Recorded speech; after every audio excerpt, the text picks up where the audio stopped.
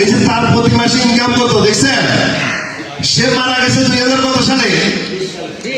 2020 সালে। সময় নাই, এই জন্য তার ওয়াইফের সাথে রেকর্ডিং শোনাতে পারছি না, সরি। হ্যাঁ, তবে এই যে আমি ট্রেনে যাচ্ছি, সে মারা গেছে 2020-এ দুবাইতে। টেইলার ছিল সে, শাহাদাত। তার একটা মেয়ে, বাড়ির লোহাগাড়া, সাতকানিয়া। 2020-এর মে মাসে। পার এখানে দেখেন, বোনাস দেখেন, তারিখ দেখেন, তারিখ কত? 9/3/2023। কত টাকা? 1,19,537। দুবাই থেকে সিটি ব্যাংকের সিটি এক্সচেঞ্জ থেকে ট্রান্সফার করছে। এটা কত তারিখে?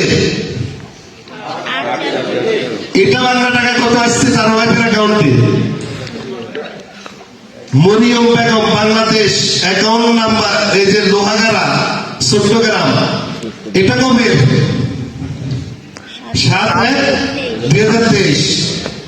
গত 6 বছরে তার ওয়াইফ এবং তার মেয়ে প্রায় 1.5 কোটি টাকা ইনকাম পাইছে। কত বছর আগে? বাংলাদেশের সেকেন্ড কোন কোম্পানি দেখাতে পারবে ডকুমেন্ট? দেখাতে পারবে? নো। তার ওয়াইফের সাথে যে কনভারসেশন হয়েছে, হ্যাঁ, 23 সালে আমি কথা বলছিলাম, এখানে কিন্তু রেকর্ডিং তো আছে। কি সাউন্ড কি বন্ধ নাকি? আচ্ছা, এটা কত সালের? এটা কবে? 22-এর।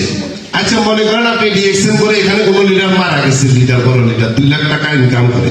তা আমি কি প্রতি মাসে তার ওয়াইফকে ফোন দিয়ে বলবো, ভাবি আপনার এই মাসে কত ইনকাম, ওই স্টেটমেন্ট দেন?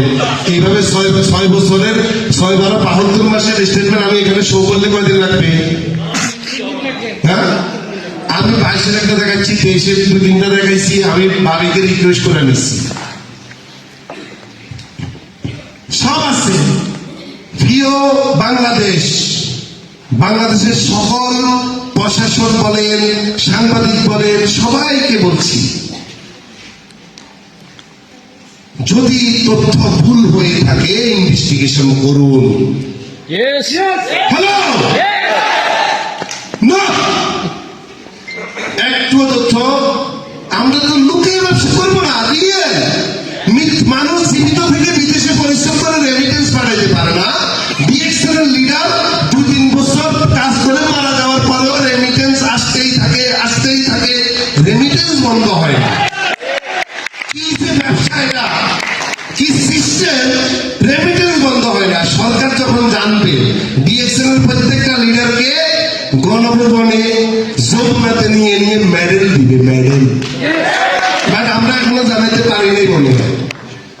এখন সিল্লায়া জানাইতে হবে। সরকার প্রধান পর্যন্ত আমাদের কি করতে হবে?